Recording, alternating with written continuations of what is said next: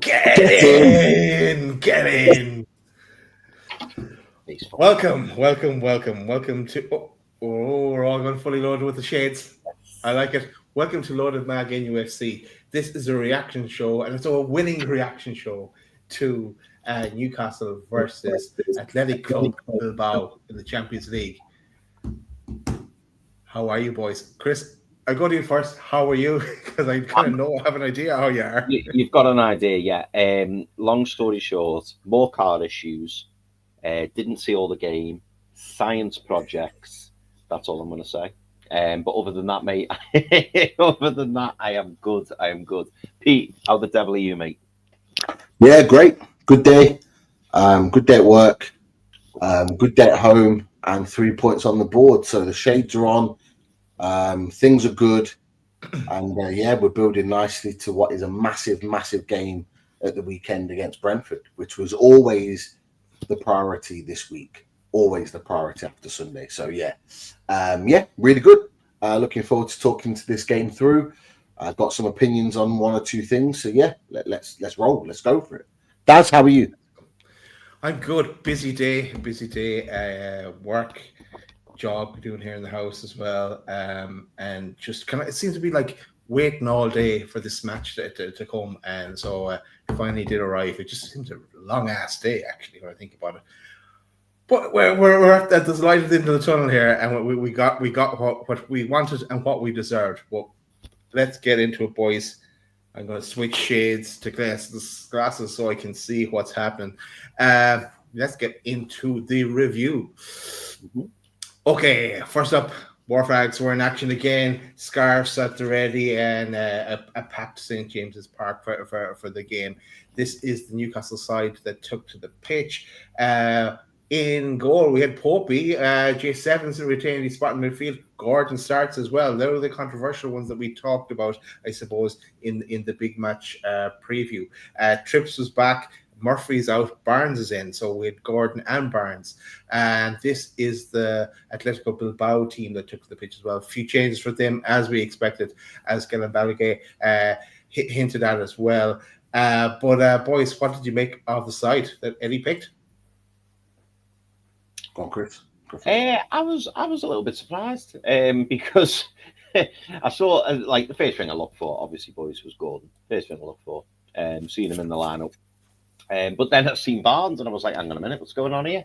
I thought that was an interesting choice. I couldn't actually tell you who played left on and who played right, because obviously by the time that I started watching, Gordon wasn't on the pitch. But I assume Harvey Barnes was on the right. The midfield three, I suppose, and the back four, all being fit, kind of makes sense. Great to see Lewis Hall on the bench. I did catch some of Lewis Hall's performance, and I want to touch on that. It's probably one of the only things I can touch on. But yeah, very encouraged by that. But yeah, and obviously I know you boys on away days with Gillen Balag that you were talking about, Adam Ramsdale and goal, which I couldn't disagree with. Boys, I definitely did not disagree with that. But yes, so Nick Pope in between the sticks.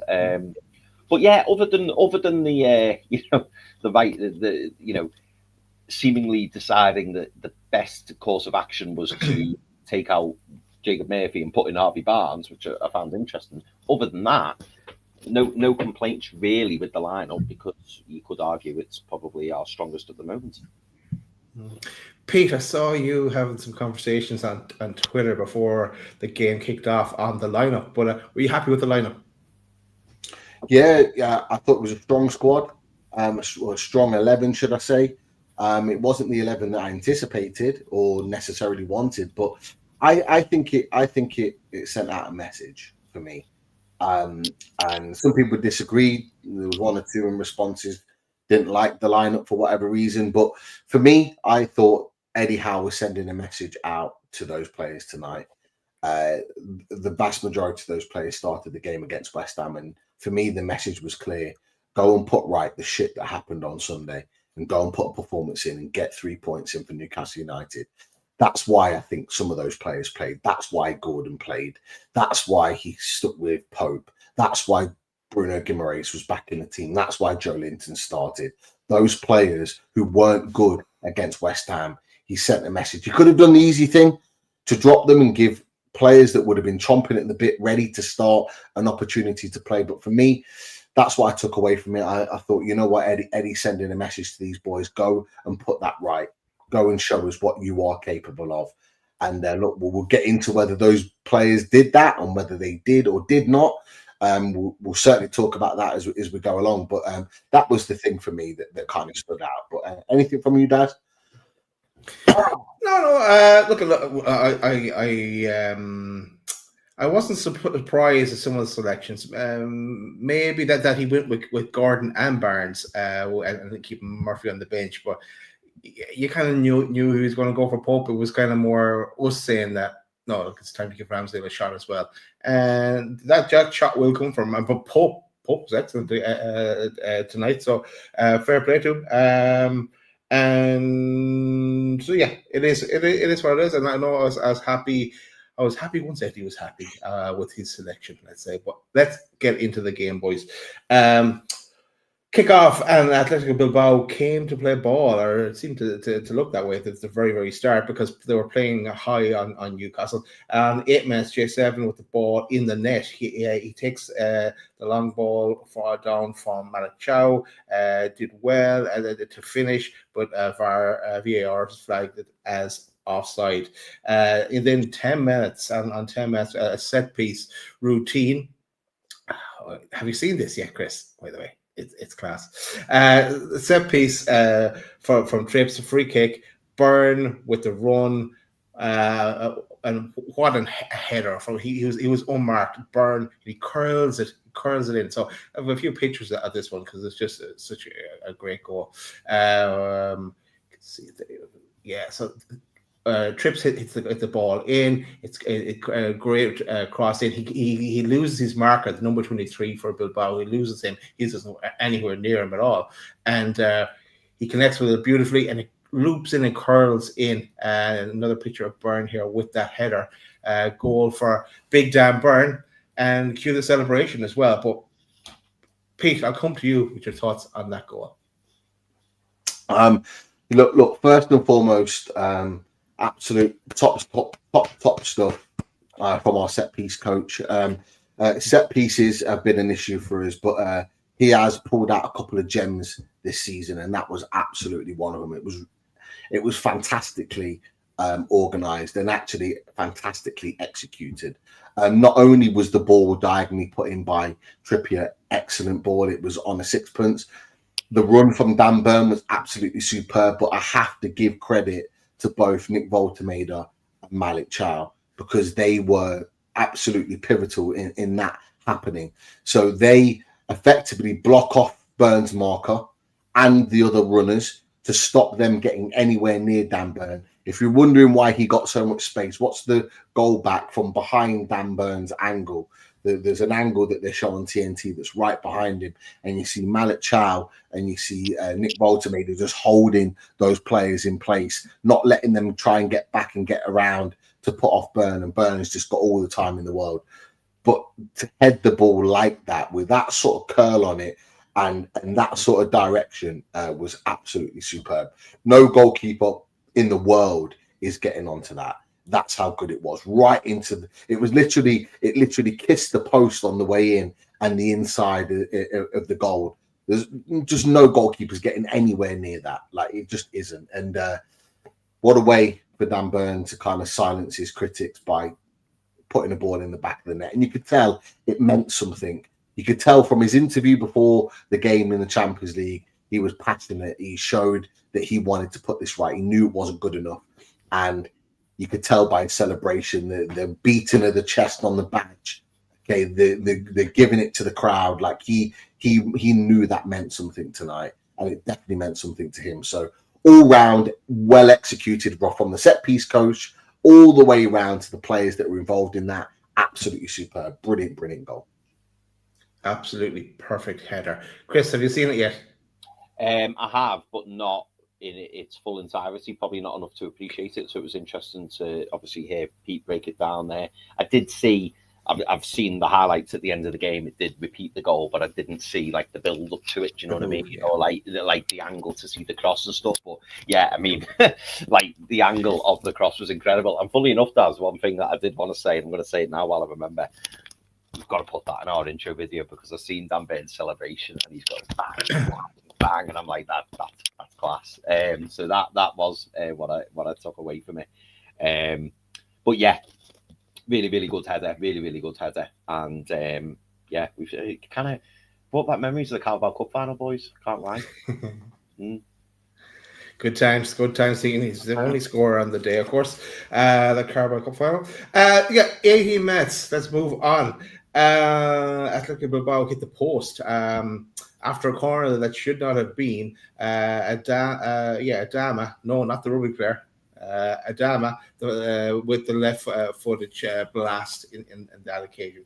Newcastle then looking a bit sloppy at times. I wrote down here. We're not seeing peak Newcastle despite being 1-0 up.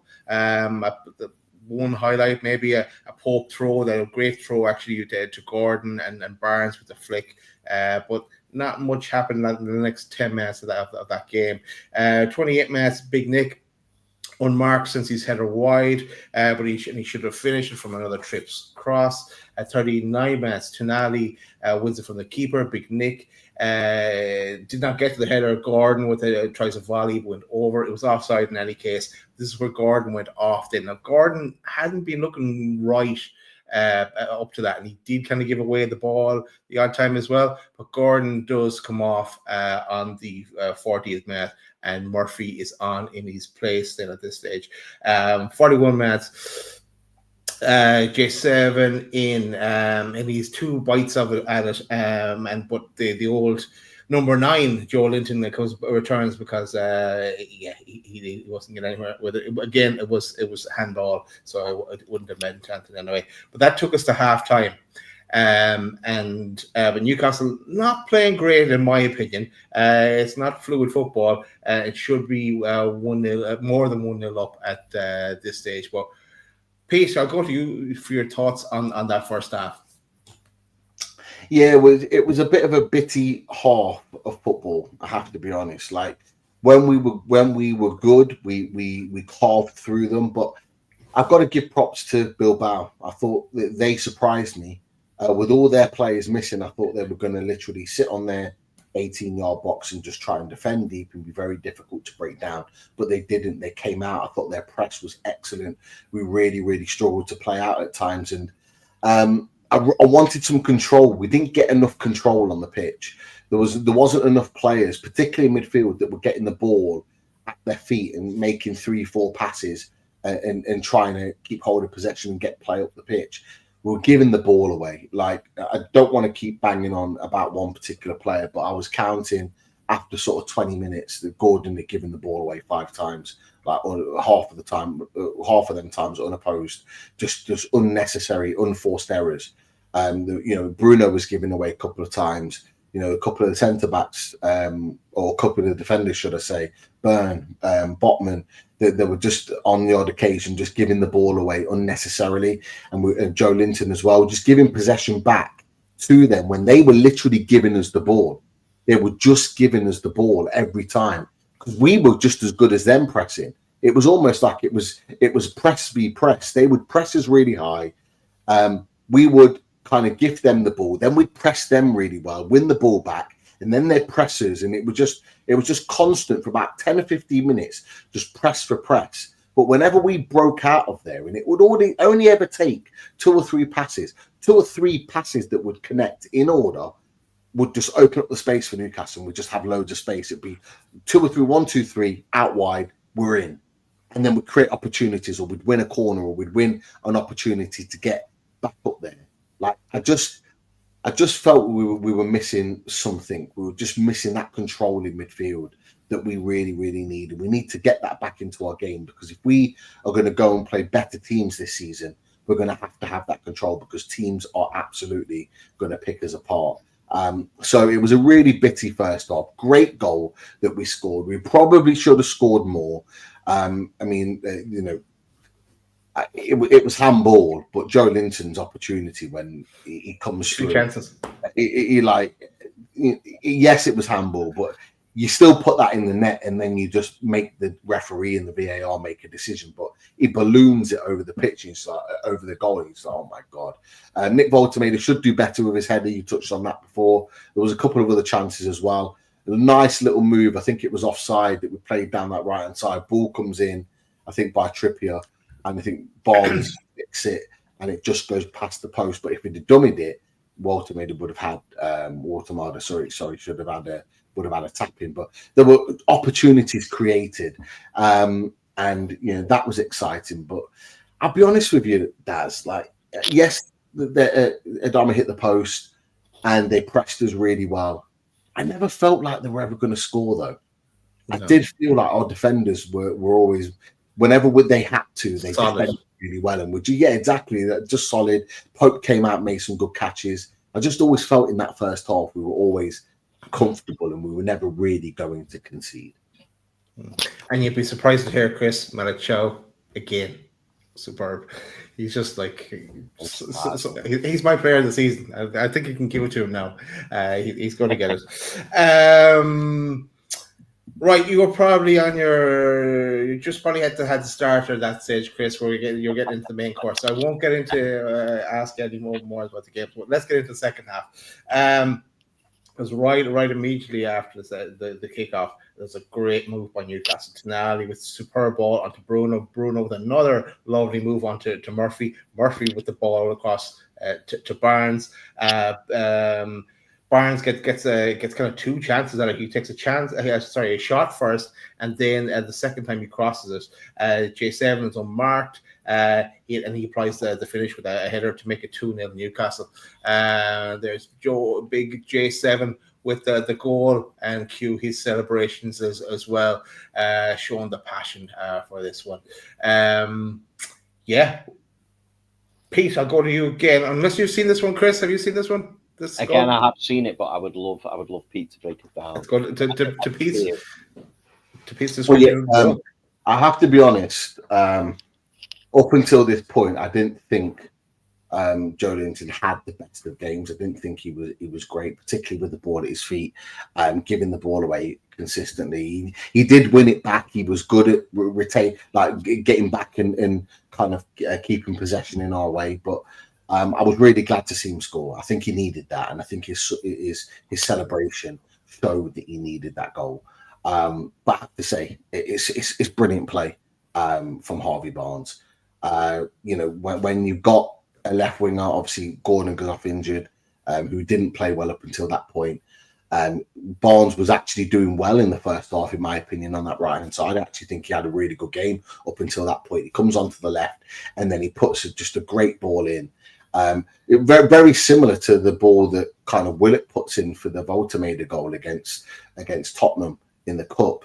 Just like that little sort of curled ball that starts out wide and then comes right into the position you want him to. And our physicality really told there, because you had Voltemader in the box sniffing, you had Joelinton, all 6'3", 6'4", 6'6" Voltemader, and the power and the strength over it just to nod it home. It was a really nice finish from him.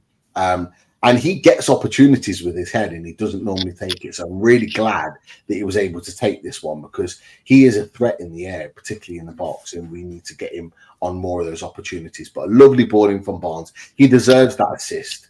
I thought Barnes was sharp tonight. I thought he looked good. I thought he made some really intelligent movements, sometimes not even getting the ball. But if he did, he'd have been in on goal.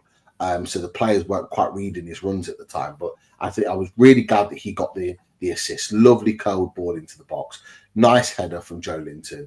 The celebration shows you everything you need to know about him at the moment. He's been under scrutiny. I've been one of them that scrutinised him. But nice to see him score a goal, and hopefully more to come. So, yeah, a good goal for Newcastle United. And at that point, lads, for me, game done. Game. Exactly. Chris, your thoughts on the bit you did see of the goal?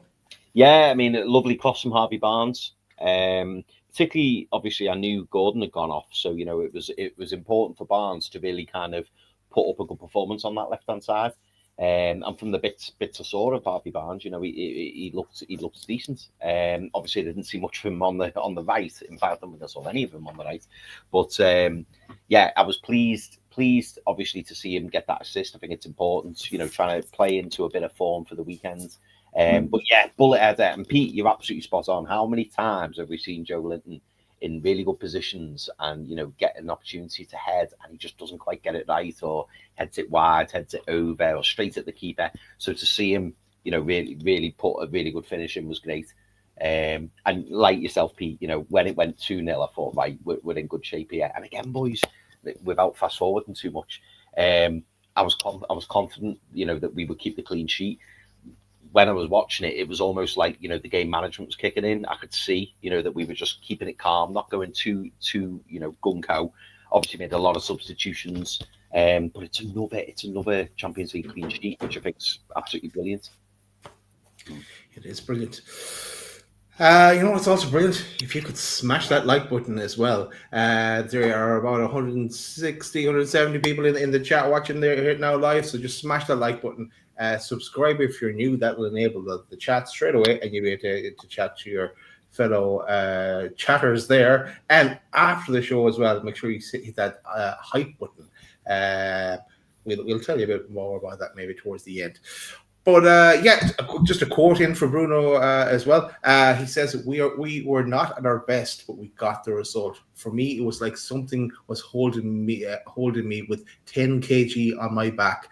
For this club, I will do everything. I started feeling ill the day before we played West Ham. So it was great that he was able to play today and put in a performance.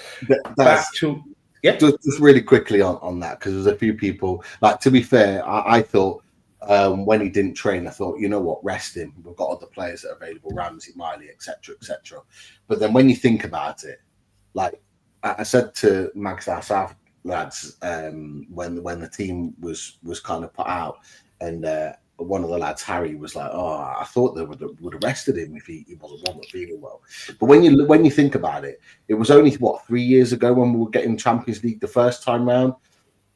Bruno played about 15 games with like a damaged ankle. Remember when he got injured against Fulham and he went off, and we thought, "Oh crap, he's going to be out for the game at Selhurst Park." And literally like 5 days later, he rocks up and he plays like a full 90, and then he plays every other game after that. Bruno's an absolute warrior. Like, a little bit of illness means nothing to him. This guy will just motor through and just carry through. He might not always play amazingly well. He was a culprit in the first half of giving the ball away a few times, but he's the captain and he's got influence on this team, and you want him playing.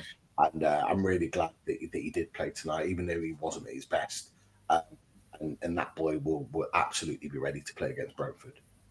I was laughing at what Eddie Howe said before the game as well, that because we said it in a way in the big match preview. Still keep calling it the way it is, but that he would be on Eddie's case to get to play him, and that's what Eddie said. He said he was kind of at him all day to make sure he did play him. So fair play.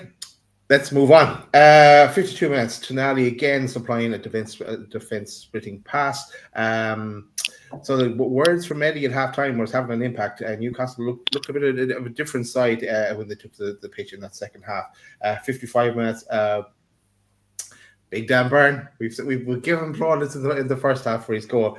There was a simple ball on there for Tonali when he went on a bit of a wander. Did Big Dan Burn? If he just squared it across, Tonali was there for the tap in.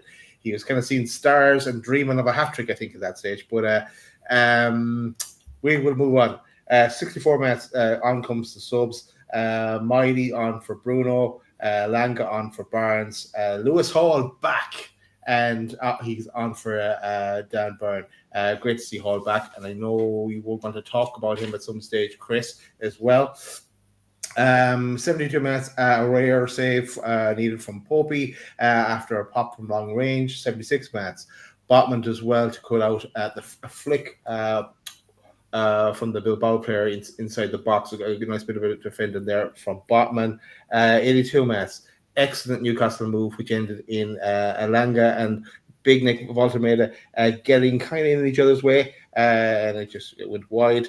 83 minutes, Ramsey on, Big Nick off. 86 minutes, Popey save as Bilbao into the game strong. And Newcastle had kind of taken their foot off the pedal at that stage because we knew it was done and dusted, and we're kind of saving ourselves. But final score, 2-0 Newcastle.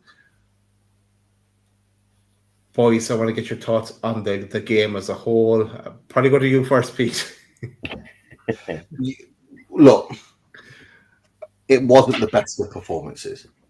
Let's be honest. Like, it just wasn't the best of performances. It wasn't a 5-star performance, but it didn't need to be. We were the better team from start to finish with regards to Athletic Club. They had some good moments. They pressed well. They got some individual players.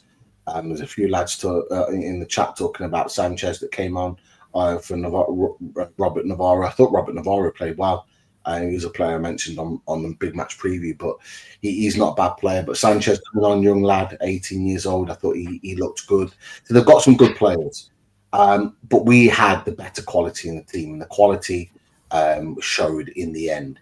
And, you know, you look at 2 years ago in the struggles of the Champions League, yet we're rocking up to St. James's Park and just swiping aside the likes of Bilbao. Just shows the growth of the club. It just shows where we are right now, and that this is chalk and cheese from our last Champions League outing that we're in. And these are the kind of results that you need. A result where you don't have to play at your maximum for 90 plus minutes, 95 minutes, get the job done. 2-0, 2 goals. Could have been more, yes. But 2 goals, win the game, 3 points, clean sheet, happy days. Everyone shakes hands, and we then switch our mindset to Sunday. It's as simple as that. Some good performances out there. You touched on Malick Thiaw. I thought the boy was flawless today. Again, absolutely flawless. The guy is so good. I thought Botman played well. There was only one time I think Botman got turned. He got turned by their striker. I'm not sure if it was Gomez or somebody else, but and the guy was in, and Malick Thiaw just appears like he must have teleported. That's how quick he just teleports out of nowhere, nicks the ball, and it's just like, what? How? What is this guy? Who is this Malick Thiaw? Because he is just performing at an unreal level right now. He's so good. Sandro Tonali got Champions League Man of the Match, fully deserved. Just completely glided through that game. Sandro Tonali probably could have played another 60 minutes. Like, that's how comfortable he looked in that role today. Across the pitch, really good. Harvey Barnes, I mentioned before, looked really sharp, played well, did some really good stuff. Like I say, you don't always tend to see the stuff that he does, but he makes some really intelligent runs. There's a couple of runs that he makes, like infield, not necessarily out wide, some infield striker-like runs, and they were absolutely fantastic, but just weren't picked up. And yeah, I thought Nick Voltermeda was quiet today. You know what? I really want Nick Voltermeda to start playing more in the box. He comes so deep for the ball, which is good in one sense, but he plays that ball off. And then when the ball gets played in and behind, and we've got Trippier or Murphy or Barnes, Gordon, whoever it is running in behind out wide, we then don't have a focal point in the box, and we just don't see him in the box enough. He's not enough of a target in there. And I just, as a striker, I love the work that he does outside of the box. I love the hold-up play and the flicks and the movement to keep the attacks going. But I just need him to be more selfish. I need him to be more, give me the ball, I want to score, I want to be the guy. Like, I want my striker to be like that, because strikers are there to score goals. And if he's playing that role, I just need him to be a little bit more selfish. Like, there were a couple of times tonight in another games where he gets played the ball into his feet, and he'll flick it off and he'll play it into another player. Sometimes I just want him to flip the turn onto his from right to left and smash it with his left foot and hit it on goal. I want him to be able to turn onto his right foot, just hit one at the goalkeeper. He doesn't always have to keep laying it off. I want him to just roll his centre back and just hit it if he gets the ball close to him on the 18-yard box or in the box. I just want my striker to be a little bit more selfish, and I really hope that that's something that Eddie Howe's kind of working with him on, because I need him to be selfish. I want him to want to score goals. I want him to be almost kind of demanding to his players. The best strikers, the likes of Shearer, the likes of Isak before, the likes of Loic Remy, for example, Papi Cisse, Demba Ba, they would have gone, give me the ball. I want it. I want to score the goals. I'm the man. Give me and let me be the guy. Like, I want him to be that guy because he's our striker. And I need that little bit more selfish play, that selfishness about him. Because strikers are selfish. They are. They want to score goals. They want the plaudits. And he's good enough to be that guy. I just want that from him. So that's kind of my final thought on that. So some really good performances. Some performances weren't quite there, which everyone will already know if you've watched the game. But yeah, so things definitely to work on. That wasn't a dig at you there, Chris, I'm sure, from Pete. But What? What's that? If you watch the game, No. I wasn't saying that. No, I'm just saying, like, yeah, no point going around the team because people wouldn't catch it. They'll know. I don't want it to be. I don't want it to be negative. We just won 2-0. We're on 9 points. We're sitting in the top 6 of the Champions League. We know the players that didn't play well. It was only just an observation on Nick Voltemade. The other players that didn't play well, like we know who they are, kind of thing. I don't want it to turn into a negative thing. That's all, because we won. That was I definitely hear you, Pete, on the whole Nick Voltemade, and look, I don't think he's ever going to be a number 9 like we know a number 9. And I have the same problem in Football Manager with them as well. The first thing I was going to do is buy another striker to play, and him to play behind him. But anyway, look, that's gone off on a tangent. Chris, I'm going to come to you and your thoughts on Lewis Hall coming back, because I know this is where you wanted to focus on. I did, yeah. Boys, like, I won't go too much into it because we do have a few questions, and obviously I want you boys to expand on it. But all I want to say is, like, just seeing him at left back. I mean, someone in the chat put earlier, it looked like you couldn't tell he'd been out for many months. Like, breath of fresh air. And as well, I don't know if you boys noticed this, but like, when he got the ball, we know Lewis Hall's very attacking anyway, don't we? And he's got that turn of pace. Not the quickest player in the world, but certainly a lot quicker than Dan Burn. No offense to Dan Burn. But in the short bit that I saw at the end, I think it was like 10-15 minutes of Lewis Hall playing. Like, we looked threatening on that left-hand side, and what I noticed was the ball was getting up quicker. Yeah, there was a couple of opportunities that maybe he didn't quite make the pass, or I think Alanga was playing in front of him at that point, and it didn't quite come off. But we just looked, we looked more like Newcastle of old with Lewis Hall playing at left back, and it just made me think. Obviously, if Lewis Hall gets back into this team permanently, and then we see Tino Livramento getting back into this team permanently at right back, will we see a change in performances? Because, like I say, from the cameo I saw from Lewis Hall, I was really encouraged by it, and I thought, yeah, it's great to have him back. Dan Burn's been absolutely excellent left back, scored a fantastic goal today. But for me, like, I honestly thought it was great seeing Lewis Hall. I mean, boys, we will go to questions shortly, and there is a few comments on Lewis Hall. But how did you feel about Lewis Hall, and what did you think when he came on? And did you see the marked difference? Because obviously you saw the majority all the game.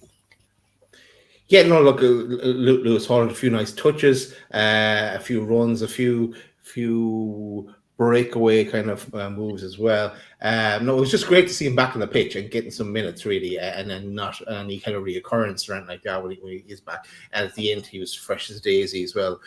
So that's a good sign. But yeah, I need to see him in a full game as well. I want to see him back to his best. And I hope he's going to be getting more game time now as we move forward. What about you, Pete? The biggest compliment I can give Lewis Hall tonight is that it looks like he's never been away. The way he came onto the pitch, the way he strutted around the pitch, the way he drove the team forward with pace, power, and just that confidence and composure on the board. You don't expect that from a guy that's the guy that's not been playing very much. Like, for what? We're going back 8 months now. Like, really, if you think about it, he hasn't really played much match football for about 8 months since he got his injury. But he came on today and he looked sharp. He looked like he hadn't been away. He looked like he'd had months worth of match practice. Like he just looked really, really good. And this is no slight on Dan Burn. We've talked about Dan Burn and we've made it clear he's not a left back. We don't judge him on that because we know it's not his position, etc., etc. But the balance of the team looked better instantly. The attack mindedness of the team looked good instantly. I actually felt it elevated Elanga's game, who played on the left. I actually felt he looked more comfortable. It allowed him to go, and it annoyed me actually because Elanga, like he was going and he was pressing really well forward because he knew he was confident in his left back. He was confident that he had the guy behind him, so he was going hunting the ball.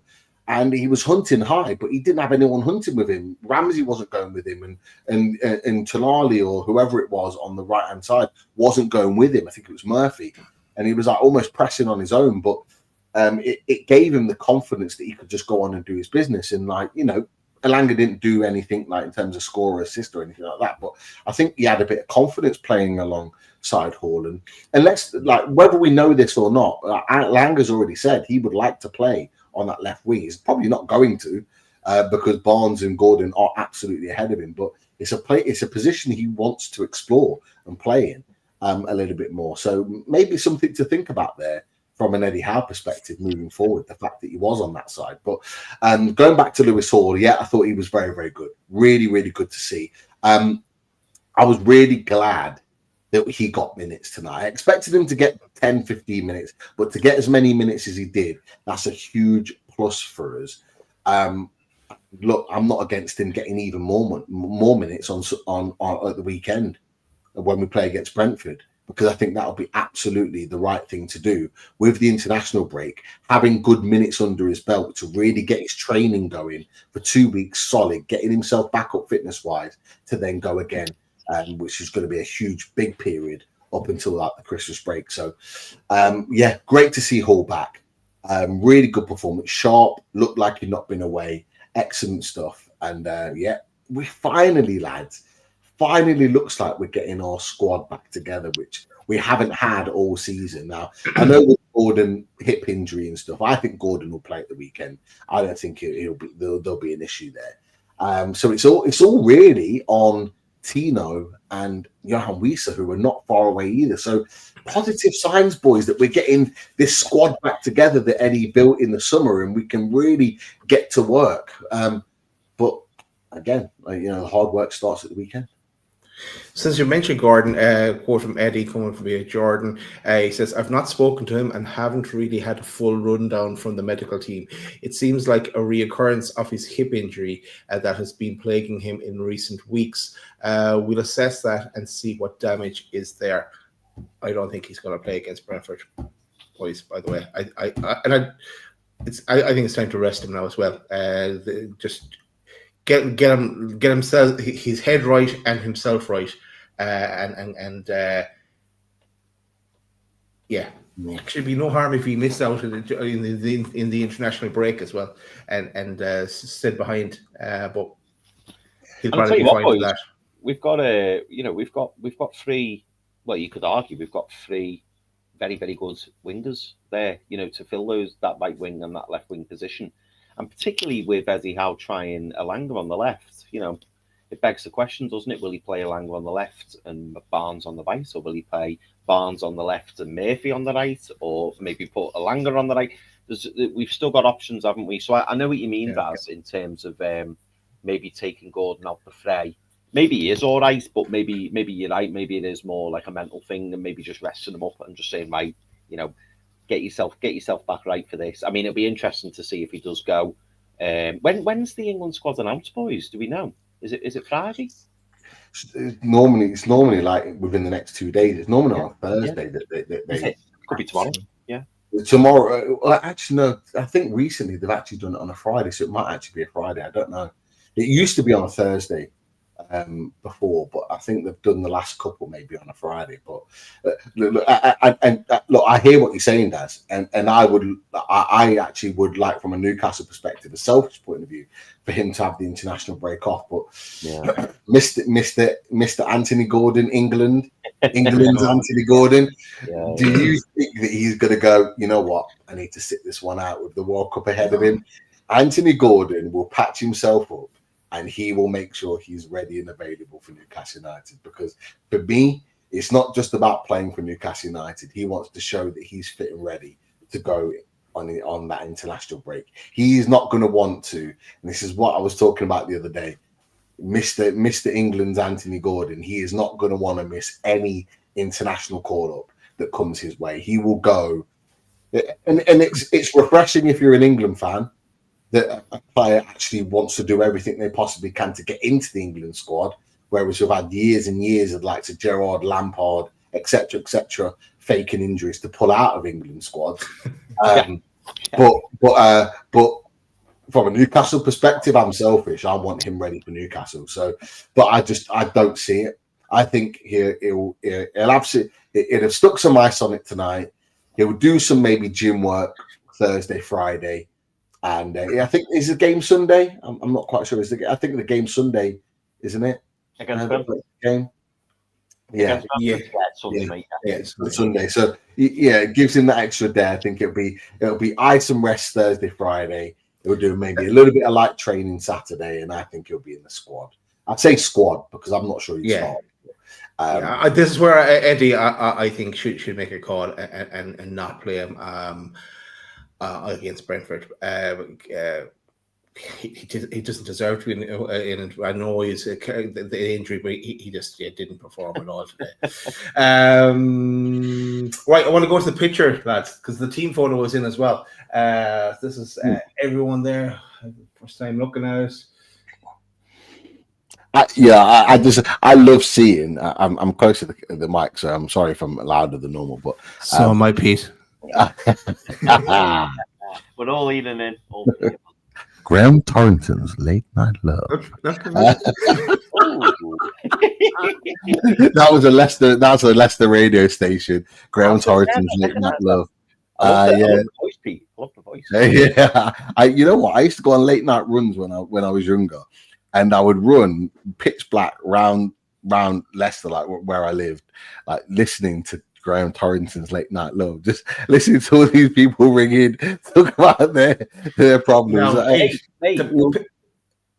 People are going to be wanting a show now like this. Pete's Late Night Love in After 12, love stories and agony aunt advice. Talking through. You could use the tactics board as well, Pete. You could do the whole all-nighter. Sorry, you're back. We've gone. I digressed a bit there. I was just going to say then, Pete, you can tell we're from the same era because I used to listen to our local channel. It was called Pillow Talk, and it was similar. It was like an agony aunt thing. People would ring up, and I used to listen to it all the time. And they used to like say, "Oh, don't worry, everything will be okay," and you're thinking it's not going to be okay. It's not going to be okay. I'm not going to talk about the Galway BFM. I love our. I'll move on. What I was going to say is that I just love the fact that Ross Wilson's already incorporated into alongside James Bunce. Like, just great to see on the back of that.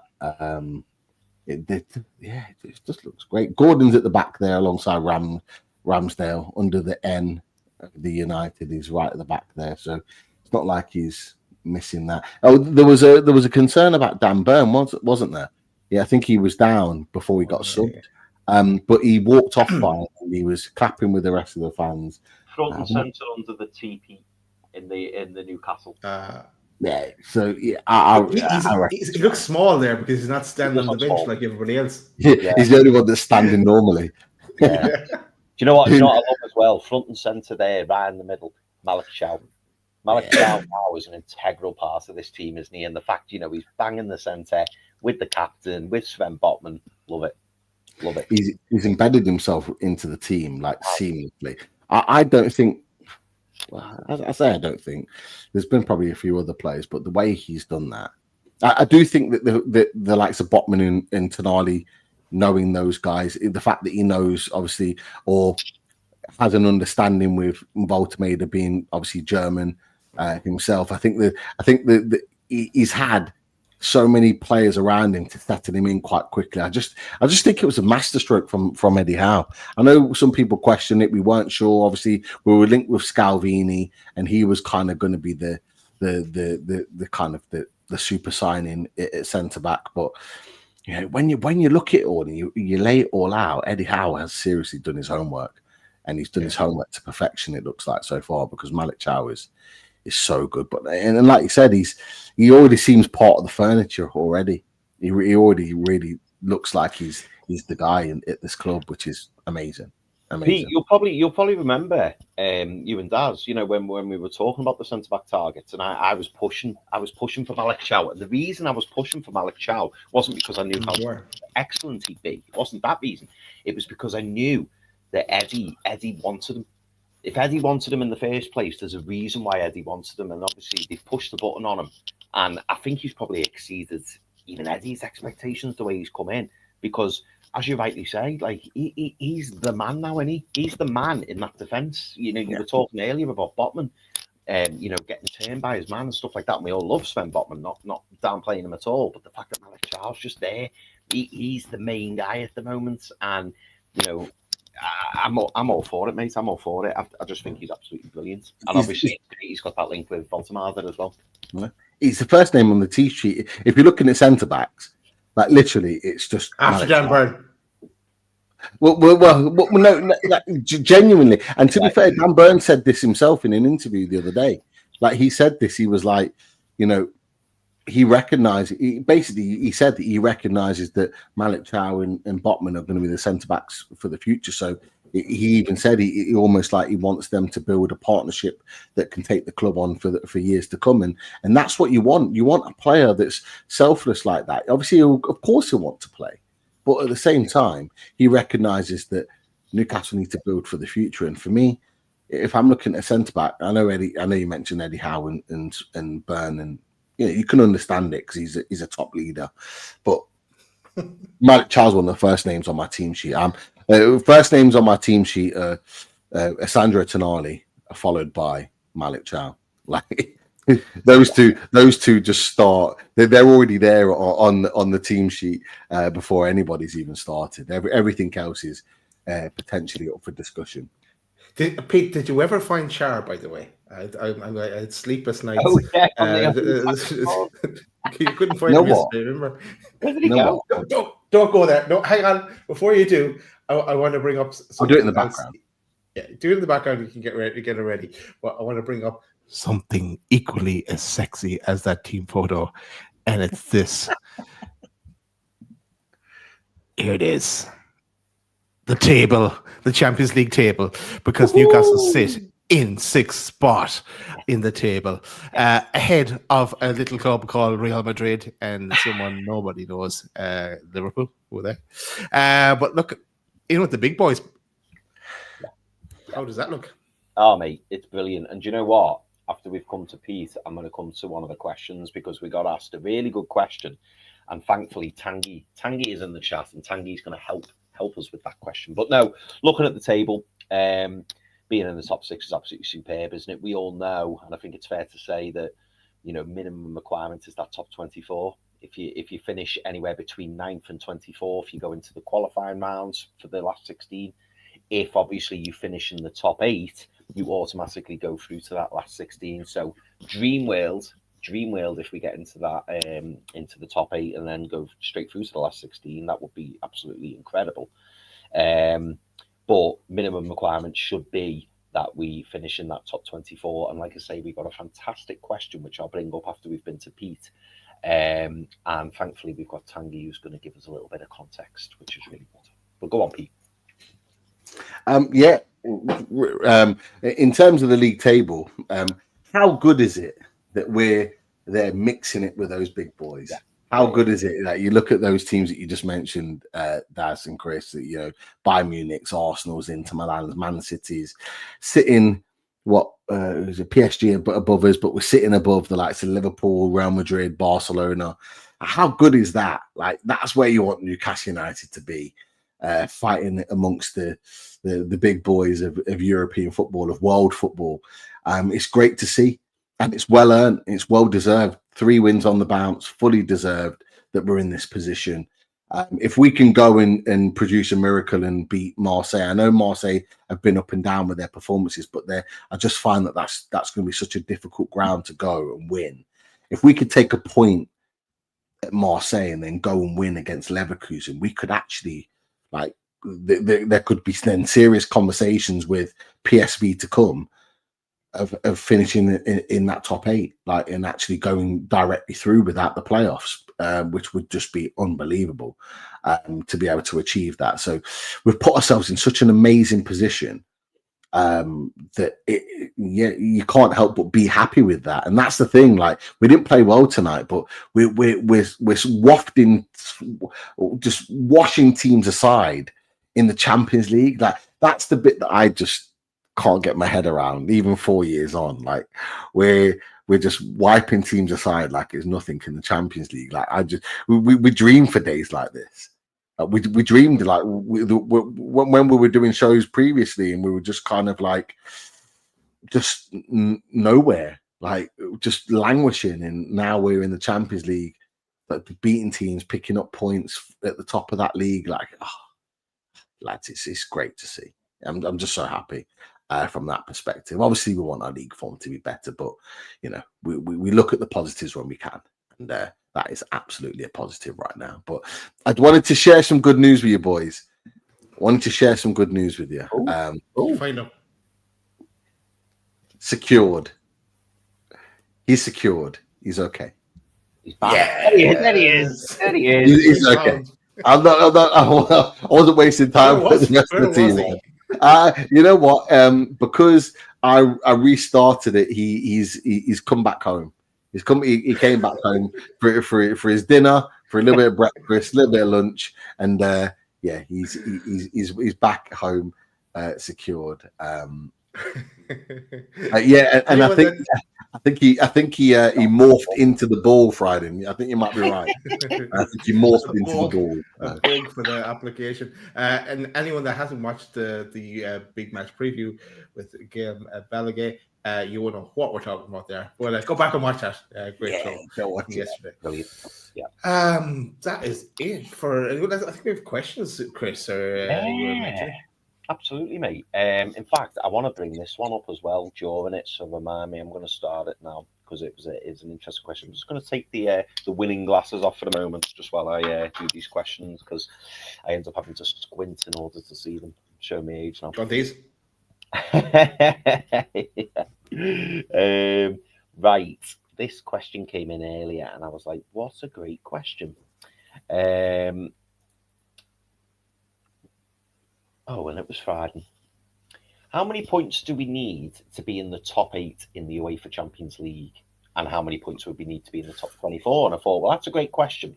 Now, because this chat is so hot and on it, people in the background have been feverishly finding out the stats from last season. Tanguy said last season's Champions League table, 8th finished with 16 points.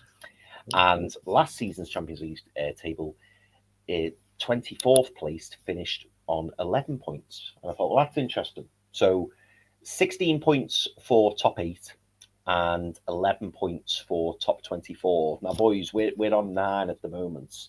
And I also wanted to bring this up, which I think was from our mod Giniesta. And Giniesta says away games, Olympique Marseille, PSG, Leverkusen, and then obviously we have a home game with PSV. So there are 4 remaining games. Now, in your opinion, boys, how many points do you think we'll finish on, and how many points do you think will? I suppose I'm asking the same question there. Yeah, how many points do you think we'll get, and therefore how many points do you think we'll finish on? Which obviously the answer will be revealed when you tell us.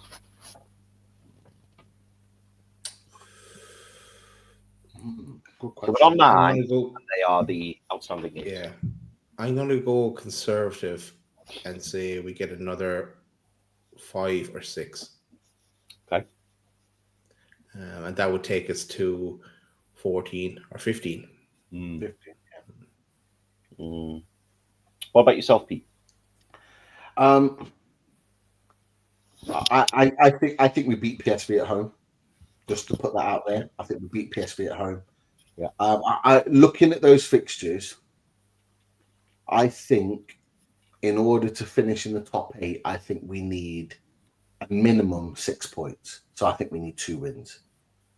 And I think Leverkusen away and PSV at home are where I believe we could get our 6 points from. I think, and before it was said in the chat, in my mind, I was like 16 points, I believe, will be enough to qualify for the top 8. So I think if we could, and it's a big ask for Newcastle United in the Champions League, if we could win and get home to PSV, which I believe we can, if we could get a win at Leverkusen, and we could get a point at either Marseille or PSG. Remember, PSG might be home and hosed by, that's the last game of the group. They might be home and hosed by that point. I think it's like 28th or something of January. It's right at the end of January, by the way. Like, they could potentially play young players. They've had a lot of injuries this season. They might want to play the young players, stick them out and give them a run, and we could potentially, so with PSG, that could be a way of getting us a point. But if we could get a point at Marseille, and look, Bobby's talked about they're on the brink of a crisis. But the thing about Marseille is that they've proven that they can just turn it on like that. Like, they're in a title race in Liga. They are inconsistent, but when they turn it on, and I just worry they're just going to turn it on against us. That's my worry, is that they turn it on against us. But actually, if we could go there and get a point, I'd take that and run, and then go to Leverkusen. I believe we can go to Leverkusen and win. I genuinely, Leverkusen are not the same team that they were under Xabi Alonso. I genuinely believe we can go there and win. And if we could go there and win that game, and then beat PSV, I think we finish top 8, lads. I would genuinely do. Other teams around us have got some tough games themselves. They really have. Yeah, and I think they'll all be dropping points soon. I think Chelsea have got Barcelona next. So one of those two teams are dropping points, and they're both below us. So if we could nick a point, it could keep us ticking along against those teams that are likely to. We could go through it all, but that's my train of thought. The 2 wins, I believe, at Leverkusen and PSV. Just my personal opinion. I believe we can get a point at Marseille. If we got 3, wow! Like, I think we're right in the driving seat there. I think if we got 3 points against Marseille, I think we're laughing. Yeah. I wanted to ask this question as well, boys. And anyone in the chat who knows the answer, please do let us know. It just popped into my head, and it was a question from Geordie. Oh, sorry, it was a comment from Geordie Toon for Life, and it just made me think, I wonder how that works. So Geordie Toon for Life says also another 1.8 million in the bank for the win, which is absolutely right. What I wanted to ask was, I'm assuming the payments go up based on how far that you advance. So I wondered, would it actually be more profitable for Newcastle to finish in the top 24 because then they've got to play the qualifying game to get through to the last 16, or do you think I'm assuming you must get some sort of payment for finishing in that top 8, so you must get like some payout for missing that qualifier, because to lose out financially would be a bit rubbish, wouldn't it? I actually had the same thought earlier on today as well, but on that. But I just thought you must get a set amount for getting into the last 16. And what you'll be missing out on maybe is on the gate receipts for that particular game, but the actual Champions League money you'd get. I'd rather still be in it rather than the panic. And that's the risk. That's the risk, lads. Is that if Newcastle United are planning on going into the knockouts in the hope that they get an extra 2 games off the back of that's a risky game to play. I don't believe you get an extra payout for finishing the top 8. I could be wrong, but I don't believe that's the case. I think if you get through, you get through. But as we said, like, the one thing we want to secure more than anything is an additional 2 games. So we get 8 games as it is. If we can get an additional 2 games minimum, whether it's the knockouts or whether it's the round of 16, like Newcastle are where they want to be in terms of making that money. If we can go one step further and say, for example, finish in the top 8, get a nice draw in the round of 16, go through and make it to the quarterfinals. Oh, Jesus, you're laughing, but you're looking at Villa money there, and I think Villa got the best part of 80 million alone for that Champions League run that they went on, and that's not even including the gate receipts that Baz talked about, because we were pulling in big money every game. We're like TNT 1 for every game. The focus is on us, not on Man City against Dortmund tonight. That was second and third nature. Nobody cared about that. It was about Newcastle United and Bilbao. There, the focus is clearly on us, and we are generating a lot of money. It's a great thing, but again, it goes full circle, lads. It goes full circle because we're building and we're generating so much money from this Champions League season, and this is why I said right at the beginning of the season, we have to get Champions League football again. If we can generate this money and then do it again the next season, boys, we are propelling ourselves right towards that top 6. We really are. We are going to, and look, it'd be great to get Kieran Maguire on, and he will come back on. He'll be back on soon on Loaded Mag NUFC to break it down for us. But I'm confident that when that next set of accounts come out, that we're going to be pushing 400 million, and that we'll be the first ever club outside the top 6 to generate 400 million of revenue, which would be unbelievable. And that would pull us so closer than anyone's ever been to that top 6. But getting Champions League again just puts us on another stratosphere. It actually, I think it creates daylight between us and Villa. We become that middle team on our own, singular. Yeah. To anybody else, you got Villa and Forest and the rest of them below that. We become that singular team in between the rest and top 6, and we're pushing that way. Right behind Spurs. We honestly, it's so crucial we get Champions League, which is why this form has to turn around. We have to kick in as soon as possible. Yeah, bring on Sunday for that. Yeah. Actually, before you go to another question, Chris, I just thought of something I meant to say there. No, you won't have seen this bit, Chris, but in the game, Pete, do you remember when Sandro Tonali was down on the floor holding his leg, and Nick Pope was kind of going over to head. It was a head injury. And Nick Pope was kind of walking back, and he nearly tripped over him and stepped on his foot. And then someone else came along and stepped on the same foot. I was like, watch that on his foot. It was he went from holding his head to holding his foot. He's like, what are you guys doing? 2 people stood on his foot as he was down holding his head. I don't know. Anyway, carry on, Chris. No, that sounds dreadful, to be fair. But all your hearts were in your mouths at that point. I'm glad I didn't see that. As always, our chat is on the button because we've had 2 super chats and they've literally taken us where I was going to go. Now, Peter Griffin, just to wrap up this Champions League, looking forward, if you like. Peter Griffin, thank you very much for your super chat, mate. Much appreciated. Peter Griffin says, controversial one, but if we have the points in the bag by the time we're at Leverkusen, do you reckon we should play a heavily weakened side to rest all of our best players for the Magpies? Which is an interesting question, because if we were to beat Marseille, what's the order? Is it Marseille, Leverkusen? Yeah. So we have back-to-back away games now. Yeah.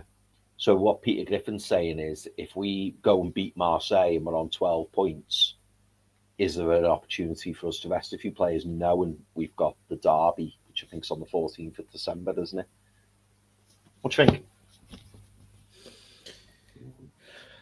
Well, that's one to think about if and when we get that far. But I don't think we will put out a weakened team in the Champions League.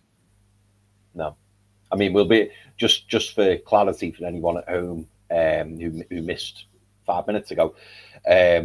We said, or people in the chat kindly mentioned, that 11 points last season secured top 24. So what Peter Griffin's saying is, if we beat Marseille, at the Stade Velodrome, I believe it's called. We beat Marseille there. That'll put us on 12 points. So feasibly, we're in a great position to to qualify at least for the top 24. What do you think, Pete? With regards to this, I think we'd have to beat Marseille for them to consider dropping any team whatsoever. That's just... There you go, Pete. There's a solution. Freuden. There's a solution. Best Baltimore there and put Pete on up top. There's Sunderland. Nobody want to see that. Nobody want to see that. But I won't mind smashing Ballard and a few of the Macums on the way. Get me on if we're winning a couple 2-0. Get me on. Get me on for a run out because I'd just go on and just clatter a load of Macums and then get out. That'd be a dream scenario. But look, in all seriousness, we tried to rest players against Tottenham ahead of West Ham, and it didn't work. Yeah. I'm not sure that's the right way to go. Personally, I think tinkering with the squad and moving certain few players around, 1 or 2 players around, is okay in terms of freshening the team up. But when we made that 8 changes and then we made the changes the other way around for the West Ham game, I don't think it worked. Having such big changes in the squad, and look, as I've mentioned to you boys before, like we should have players that are capable of playing 3 games a week. And let's be honest. If you're not up for that game at the Stadium of Light, then you don't know how to play football.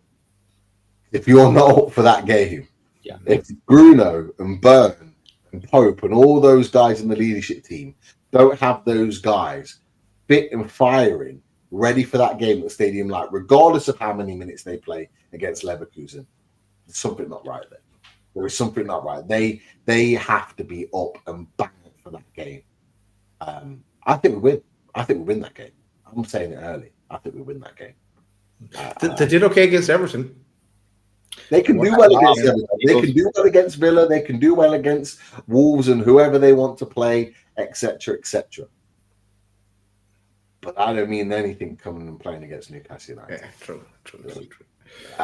I think we win that game regardless. But yeah, for me, I personally wouldn't do that. I wouldn't be making radical changes at Leverkusen through to Sunderland, resting players, etc., etc. Those boys should be bang up for it regardless, and that's what I'm going to stick to.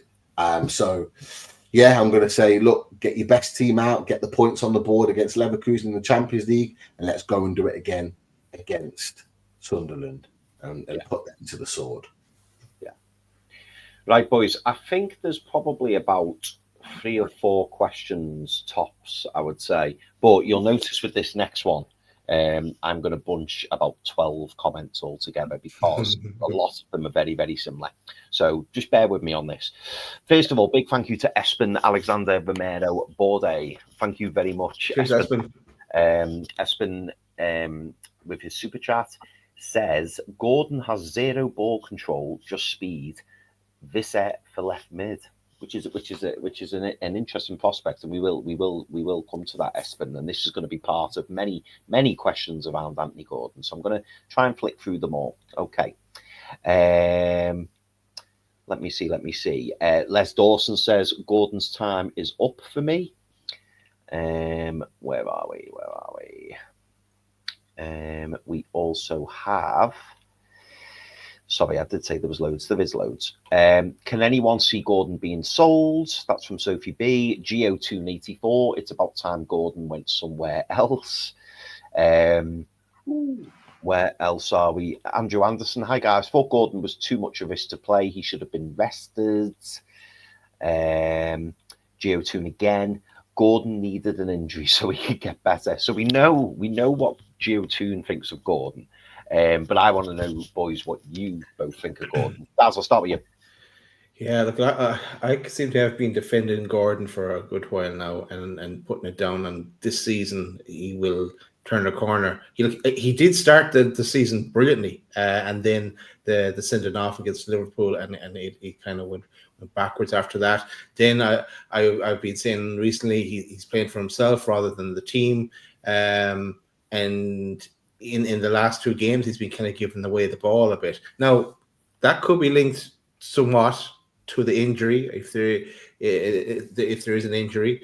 I don't want to throw Anthony Gordon under the bus. I still believe that he can be a great player for us and come back to his best for us.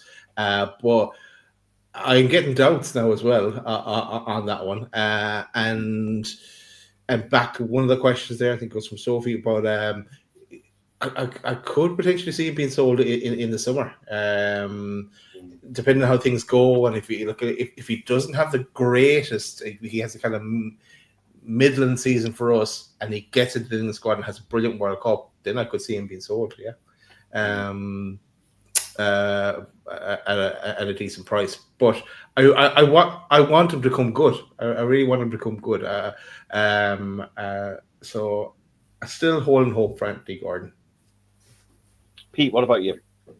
I know that you said you felt this was a big season for Gordon. I shared that opinion as well. I think Daz did too. You know, we all felt this was going to be a really big season for Anthony Gordon, and now we're the first week in November, and we've yet to really see that. So where do you stand with Gordon? I wanted Gordon to have a good season because he had to have a good season. Last season was poor, and I got pelters for saying it all last season, but I meant it. He wasn't good last season. He didn't play well. And there's people now, I see journalists now all talking about Anthony Gordon not being good and there's a problem there and blah, blah, blah. We were saying it 6 months ago. No one was saying it. Everyone was arguing against Anthony Gordon. Oh, he's fine. He wasn't. And there's something fundamentally wrong with Anthony Gordon at this moment in time. No one's arguing that he can have great performances, but they are very few and far between. And they're becoming more and more few and far between, for my liking, being honest with you. He wasn't good tonight. I think he was on 6 or 7 giveaways of the ball before he went down with his hip injury. Like, that's in a game where you probably would looking at him to prove a point. And there was an element of it where I do feel there was an element of it where he was sort of trying too hard. There was a couple of times where he was trying to beat his man and knock the ball. It was almost like a knock and run because he was getting joy against Benfica doing the same, and he was doing it. But their fullback was really smart, just sitting 2 or 3 yards deeper. And when he was doing that movement, was already just cutting him off and just getting the ball and winning it back and recycling. And it just wasn't going for him at all. And nothing was going right for him. Like, he's got to try and do something different. He's got to add something different to his game. He very much specializes in cutting inside and shooting, but he's got to do something different, going down the left-hand side or trying to do something different with his game, because the elite players find a different way to make it happen, and he's not doing it right now. For me, more than anything, he needs to play for the team. I've been saying it for a long time. He needs to play for the team. You're a winger. Your job isn't to be the one that scores all the goals. Unless you're a Mo Salah, you're not there to score all the goals. You're there to provide the bullets for our main striker, for Nick Voltemada. And he doesn't provide enough service.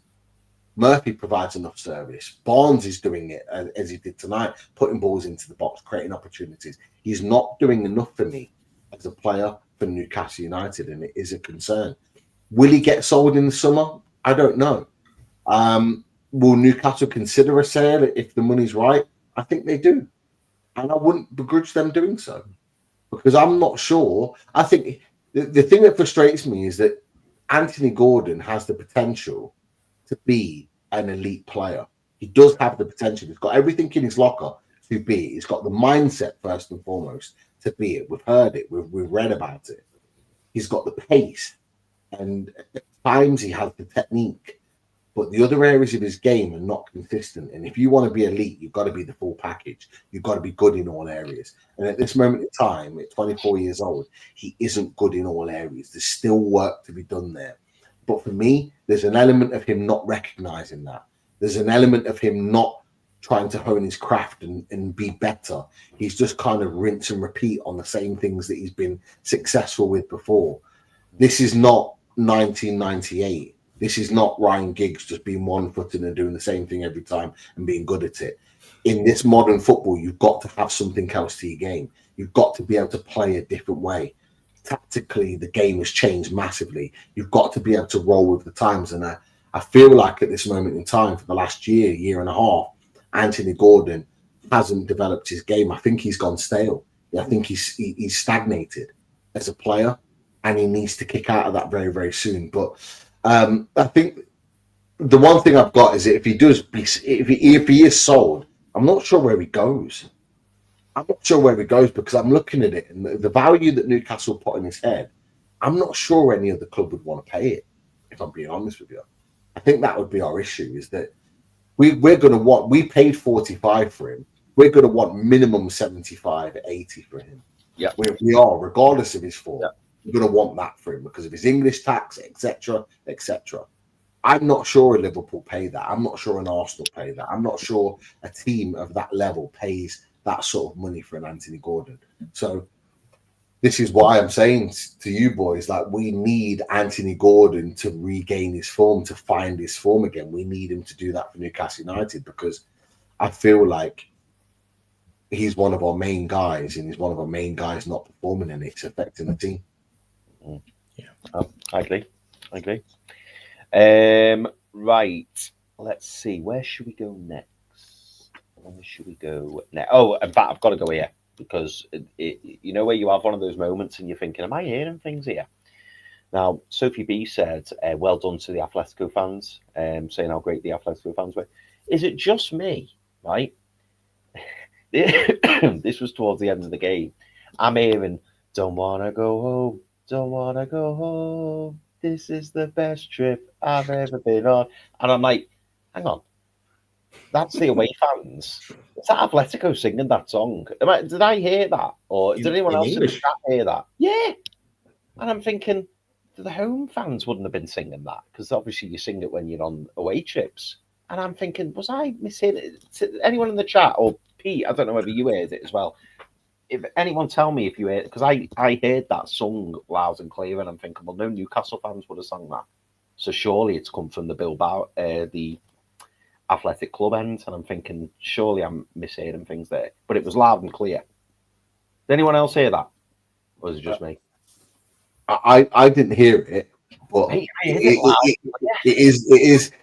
is normally, to be fair, the missus was chatting to me about other stuff, and I was just kind of like, I was trying to multitask. Like I was trying to watch the game and listen to the missus. I was like watching the game. I was back and forth. I know that feeling. But so yeah, I wasn't listening to the crowd as such. But that is normally traditionally sang away from home, like the away fans. I have to say though, it wouldn't surprise me. Well, there you go. Like, it wouldn't. The reason why I say it wouldn't surprise me is because I've had multiple videos sent to me of Bilbao fans walking through the streets, singing, dancing, chanting Newcastle. Like they're the away fans and they're chanting Newcastle, Newcastle, and it's just like, what is going on? They have been like the best away fans we've ever had, the most friendly, nice away fans, and that's from people that are in and around the ground in the stadium, like saying that they just seem to be a lovely set of fans, and they've travelled really well and been like the amount of like the coverage that Bilbao have been putting on their own sort of channels on getting to Newcastle and the experience. Like it just seems like there's so much respect there between both clubs. It's been really nice to see. It's nice like that. When we had PSG and it got turned a little bit nasty, and we've had like Everton and other fans that have been like it's turned a little bit nasty before when they've come to St James's Park.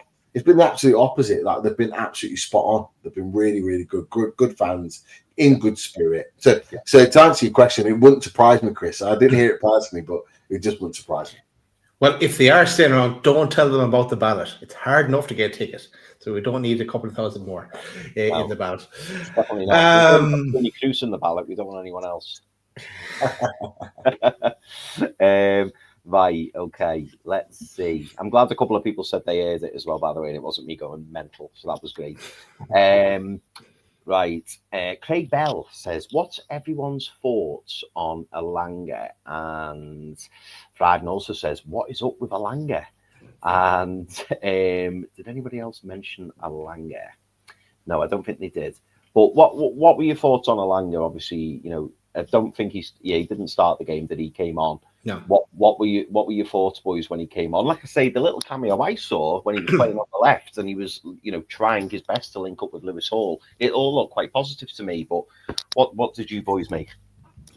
Yeah, he did look bright when he came on, but I think as well as that, it was having Lewis Hall behind him, and of course, with pointed back to Gordon as well. Gordon hasn't had that. He's had Dan Burn behind him for most of Tino at the start, but he hasn't had that kind of progressive fullback bombing down and interlinking. Yeah, so maybe there's a sign of better things to come when we do have someone on the left who was capable of doing that, or whether it be Lewis Hall or Tito playing on the left, that we get the best out of that left winger then. Trips does it, and Murphy is benefiting from that as well. And shout out to Murphy as well. He's put in some great balls actually into the box today when he did come on. But yeah, I think he's okay. I'm expecting an awful lot more from Elanga, and I have not seen it at all yet. But I think it's going to get better. You have to give him more of a chance as well. We can't be dishing out all our wingers, and it doesn't work like that as well. We have to try and get the best out of them. Yeah. And Pete, I'm going to merge your response with another little one, so I'm adding a little bit extra on there as well, if that's okay, mate. Lewis Hall is class. Gene Esther says, Lewis Hall, by the way, didn't look like he's been absent for like 8 months. Outrageous technical ability. Peter Moyle, Hall is fantastic. What a player. Please, Eddie, start him. Yesser Ali, how good was Hall? When him and Tina were back, it will add a new dimension to the team. Gene Esther, Hall will eventually start. It's inevitable. So do you think Byrne will remain in the... Oh, in fact, we'll come to that a little bit later. I'll come to that at the end, actually. But the reason I'm linking Lewis Hall into this conversation, Pete, around Anthony Elanga is because I saw, an improvement from Anthony Elanga, whether it's because he was playing on the left or because Hall was behind him, I don't know. But I also wanted to add in to the initial question around Elanga. Do you believe that Lewis Hall being back in the starting 11 when Anthony Gordon comes back into that left wing position, which I'm assuming he will do when fit and available, do you think we see an improvement in Anthony Gordon as well? So I'm predominantly talking about this left wing position, whether it be Elanga, Barnes, Gordon. Do you think that Hall being back in, because how many times, Pete, do we see Hall making that overlapping run and Anthony Gordon knows he's there and he can either give him the ball or he cuts in on his right? Is he missing that overlapping? I know Byrne tries his best with it, but it's not the same as Lewis Hall. So that's what I wanted to ask you. Yeah, look, getting Hall up and running is good for so many reasons, but absolutely for our attacking intent, it will be. It will definitely help Anthony Gordon. Anthony Gordon will rely on that to open up the space for him to, certainly in the first instance, manipulate that cut inside, because what it does, it splits. At this moment in time, Anthony Gordon is facing 2 men. One that's marshalling him in the inside cutting, one that's marshalling him on going out wide on the left. And having that overlapping run just splits those guys, so it opens up the space for him to exploit. So for me, yeah, absolutely, it will help Anthony Gordon. But that's not the only reason why Anthony Gordon is not playing well. Anthony Gordon's not playing well because his decision-making's not been good. He's losing the ball on a regular occasion. But it will certainly help us in an attacking phase, which could ultimately help Anthony Gordon to allow him to get more chances to score, provide assists, etc., etc. The team needs Lewis Hall. There's no doubt about it. The team needs Lewis Hall to be more potent in attacking areas. The ideal scenario is that Tino's on one side, Hall's on another. We're progressive, we're attacking, we're overlapping runs, we're getting balls into the box, we're running at speed at the opposition, we're penning them back. That is what we want to see from Newcastle United. And look, we know Trippier tries to do it. Obviously, Trippier is 35, 36 now. He's kicking on a little bit, so he's not able to do it for 90 plus minutes. We know that Burn tries to do it. He's got all the running and endeavour, but just hasn't got the technical ability to execute it. But you've got Hall that is there ready. And this is why it's so important that he gets up and running and gets minutes under his belt ASAP so he's ready to play. But I say get minutes under his belt. He looked like he'd not been away tonight, as I mentioned earlier. He looked like he was sharp and he was ready to go. So I'm excited by him coming back. Lewis Hall will elevate the team. That's the biggest compliment that I can give him. He will elevate the team as a whole by being back in there, because he'll offer just a different dimension that we don't currently have available to us. Yeah. I'm going to do a couple of very quick fire ones, boys, because I know we're going to wrap up now. So that's like, this one's for you. Hall will eventually start. It's inevitable, as Pete's just mentioned. Do you think Burn will remain in the 11 instead of Botman at left centre back, or will Eddie Howe try and slot Dan Burn in and go to a back 5 or back 3? He'll try everything he can to Dan Burn in, and you get a solid performance from Dan Burn. Look, he's been brilliant for us this season. So he'll try it. Depending on who the opposition is, he may look at a back 5 at some stage, three centre back kind of situation. Yeah, no, I think you're right, mate. Pete, I don't know what the context was to this, but I thought I'd put it up because it's a lovely comment about Keish. Pete, I thought you were going to say your beautiful wife was pregnant. I don't know. Someone started it, and I don't know. I don't know when that was. I didn't start. Maybe it was the not pillow talk. That's my version. Maybe it was that. I don't know. But I didn't start that. Somebody started, so I thought so. I started because I'm asking Jordan to for life. Have you got news that I don't know about? No, that's not. We had an agreement, 2 and done. We shook on it, so yeah, we're all good. If she's cravings for prawn crackers, don't start, because I'll have some bangs. I'll have some knocks on the door in a minute, and then I've got to cover the consequences. That's not go. No. I'll ask you a more serious question, Pete. And I think I know your answer to this, but we've been asked it, so I thought I'd pop it on there. John 0731 says, "Is this a fit for Sunday?" No. This is just my opinion. I don't think we see Johan Wisser until the earliest Man City. Yeah. If you listen to Craig Hope's videos, he keeps talking.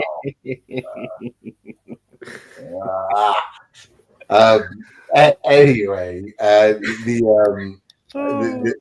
the thing for me is that Craig Hope keeps talking about this swelling on his knee needs to go down in order for him to train properly, etc., etc. If this is still the case and he's not trained with the team, yes, he'll have 2 weeks or so, but I'm not sure he'll be ready for. Well, put it this way: he hasn't even, as far as we know, he hasn't even trained with the team. So if he hasn't trained with the team, they ain't gonna then fast track him to be ready for Brentford. And with the reaction he's likely to get from the Brentford fans, do you really want to put him in a position for that to be his first game when he's not fully fit? You probably don't. So for me, I'd be absolutely stunned if he's available for the Brentford game. I don't see it personally. I see him being more likely being available for Man City. And even then it might be a stretch. So what's the game after that? Everton away? I think possibly that might be more of a target. Those 2 games are more of a target. That gives us another between 2 to 4 weeks to work with him. But people are talking about AFCON in there. For me, I don't think he goes. I don't think he goes AFCON.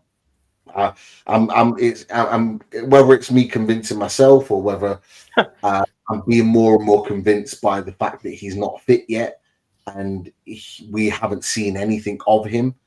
I just think it would absolutely be criminal for Newcastle United to spend all this time making sure he gets back to 100% fitness without injections or any other enhanced medication to get him back earlier.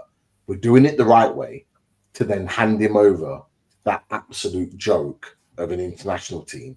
right? To then have him for 4 weeks in the AFCON on pitches that are not properly well laid, with members of staff that don't know how to look after professional players.